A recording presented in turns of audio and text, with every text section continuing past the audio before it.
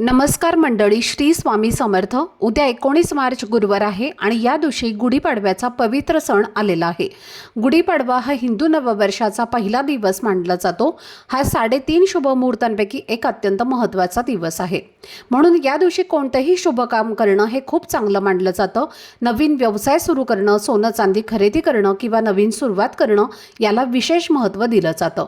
या दिवशी आपण गुढी उभारतो आणि तिची पूजा करतो आणि हा दिवस खूप प्रभावी मानला जातो। त्यामुळे या दिवशी काही सोपे उपाय केले तर त्याचा चांगला परिणाम मिळू शकतो।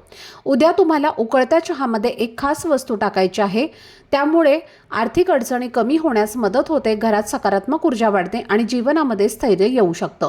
तर ही वस्तू कोणती आहे आणि हा उपाय कधी आणि कसा करायचा याबद्दलची संपूर्ण माहिती मी एका व्हिडिओमध्ये दिलेली आहे। तो व्हिडिओ पाहण्यासाठी या व्हिडिओच्या खाली जो छोटासा त्रिकोण दिसत आहे त्यावर क्लिक करा, म्हणजे संपूर्ण माहिती तुमच्यापर्यंत पोहोचेल। धन्यवाद। श्री स्वामी समर्थ।